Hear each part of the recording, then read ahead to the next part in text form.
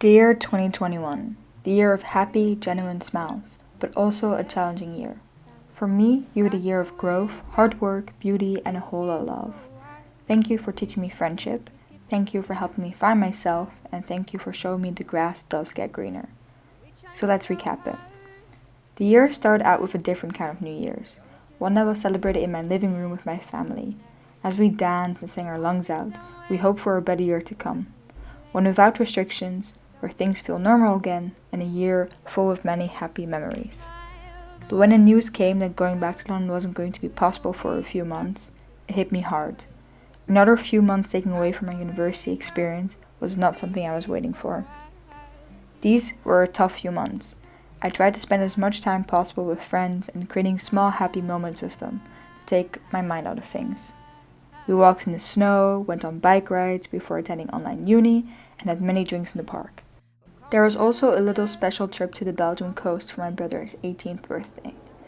In March, it was finally safe to move back to London, and these were some of the best months of this year. Being reunited with all my friends after spending 4 months apart again was such a special moment and made us all very happy. Restrictions were slowly being lifted, and that meant we first had to spend our time having picnics in the park or hosting small gatherings in our flats. But soon we were able to make trips again and go back to bars and restaurants.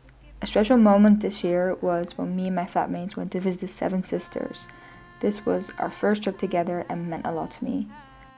Looking back at those months in London and all the people I met and the memories that I've made will forever make me have the biggest smile on my face.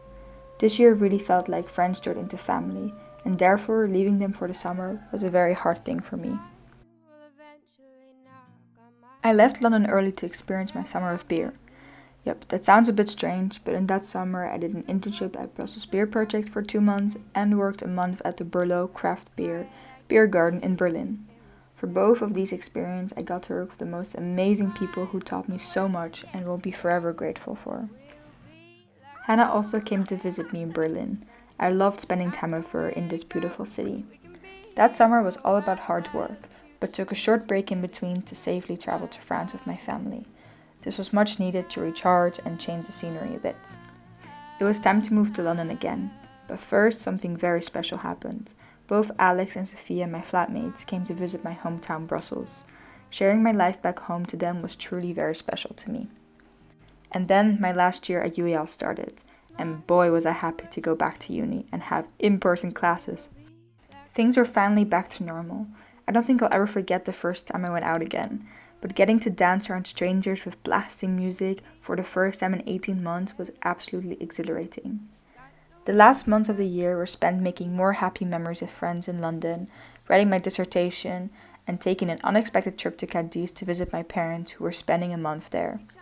We normally go to Spain, Cadiz, every year during Easter break, but COVID made that not possible for the last few years.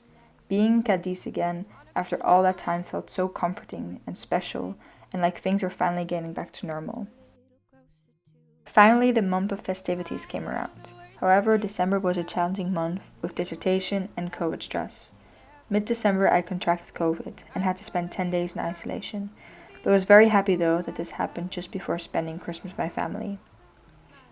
This year felt like an uphill mountain, but was certainly also a difficult year. 2021 was a challenging year for me, but also millions around the world.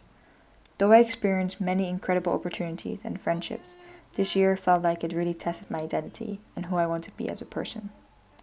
Life can only be understood backwards but must be lived forwards. So looking ahead to a new year, I asked myself, where do I want to be a year from now? I want to be happy, intentional, passionate, and have a purpose. I want to continue to grow as a person, keep working on myself by also setting new boundaries and expectations through healthy habits such as daily exercise, reading, breathing, and other routines. I want to continue to be grateful for my friends and make new friends. I want to make many new memories and experience the world and everything it has to offer. So let's hope for 2022 to be another year with beautiful many smiles.